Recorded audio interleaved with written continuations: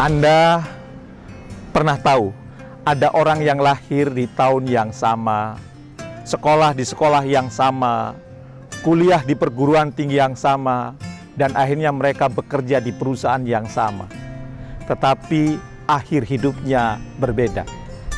Satu orang ada yang sukses, orang yang lain ada yang gagal. Orang yang satu tumbuh berkembang, sementara yang lain tumbang. Pertanyaannya, mengapa mereka lahir di tahun yang sama, sekolah di sekolah yang sama, bekerja di perusahaan yang sama, tapi nasibnya berbeda? Jawabannya adalah karena mereka memiliki sikap mental yang berbeda. Sikap mental membuat hidup mereka jauh berbeda di masa tuanya. Oleh karena itu, ada 3 hal yang perlu Anda kemudian miliki supaya Anda sikap mentalnya menjadi sikap mental sebagai pemenang. Yang pertama, milikilah sesuatu yang Anda perjuangkan dalam hidup. Hidup bukan sekedar hidup. Kalau hidup hanya sekedar hidup, monyet juga hidup. Kalau hidup hanya sekedar mencari makan, kerbau pun sekedar juga mencari makan. Itu kata Profesor Buya Hamka, bukan? Oleh karena itu, perjuangkan sesuatu yang ingin Anda persembahkan kepada Sang Pencipta bila kelak Anda dipanggil. Yang kedua, lihatlah segala sesuatu dari sisi yang positif. Segala hal yang menimpa kepada kita pasti ada hikmahnya, pasti ada nilai positifnya. Fokuslah pada sesuatu yang positif.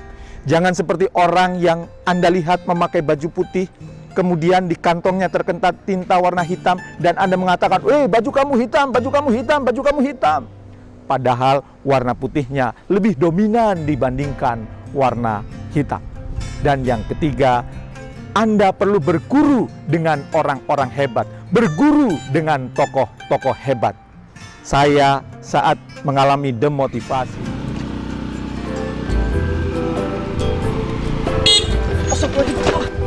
Wah, bener dong jalan. Iya Pak, maaf Pak, maafin saya Pak.